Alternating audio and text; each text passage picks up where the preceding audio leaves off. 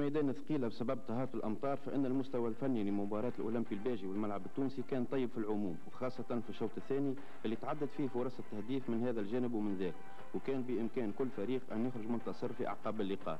الشوط الأول من المقابلة عرف سيطرة شبه مطلقة للأولمبي الباجي، بالرغم من أن الملعب التونسي هو اللي بادر بتهديد مرمى باجي عن طريق سامباكور سيسي، لكن قزمير يتصدى ويحول الكرة للركنية. اولمبي الباجي اعتمد في هالشوط التسربات الجانبيه اللي كان يقودها من اليمين بوجمع العمري وماهر الزديري، ومن اليسار عزيز الدريدي وخالد الجماعي، لكن التسربات هذه ما تمكن لا اليوزباشي ولا المقراني من استغلالها على الوجه الاكمل، مثل ما تجسموا صوره العياري في هجوم يمرر الى الجماعي وتصويبه يحولها الحيدوسي الى ركنيه، ثم ماهر الزديري يوزع والمقراني يصوب عالي، والمدرب المغيري يشعر بخطور الموقف امام هيجان الاولمبي الباجي اللي يواصل سيطرته وتوزيعه من جماعي وفرصه طيبه للمقراني لكنه يهدرها. الكفل العياري يمر للزديري اللي يتوغل وكوته يتمكن الحارس الحيدوسي من تحويلها الركنيه. الملعب التونسي اكتفى خلال هالفتره بالدفاع وسد المنافذ المؤديه لشباكه، ومبقى في الهجوم كان جمال الامام وحده اللي فرض عليه موسى ديوف محاصره لصيقه، لكن رغم ذلك عرف الامام فضل فنياته كيفاش يتجاوز هالمحاصره. يراوغ ديوب التصويبه حب يفاجئ الحارس لكن كورته مرت جانبيه.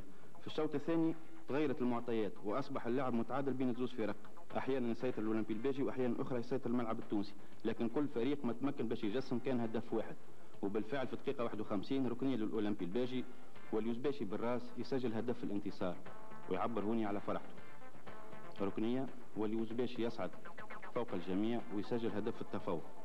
ونفس اللاعب كاد يضيف هدف ثاني اثر هالعمليه اللي يجد فيها نفسه وجه لوجه، لكن الحيدوسي يتصدى.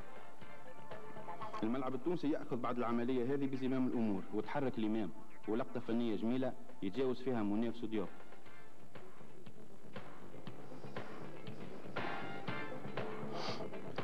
بن شريفه في هجوم وحمدي في مناطق الجزاء ما يستغلش الفرصه، الامام مره اخرى يتجاوز ديوب لكنه صوب من غير تركيز.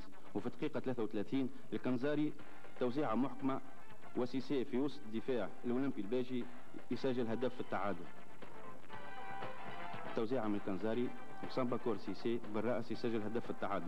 نفس اللاعب سيسي تتوفر له فرصه ثانيه لكنه يتعثر ويفقد توازنه، ثم فرصه ثالثه لسيسي وجه لوجه لكنه فضل المراوغه فاهدر بالتالي الفرصه، وقبل دقيقتين من النهايه تتوفر فرصه لديوب لكنه ما يحصلش ترويض الكره.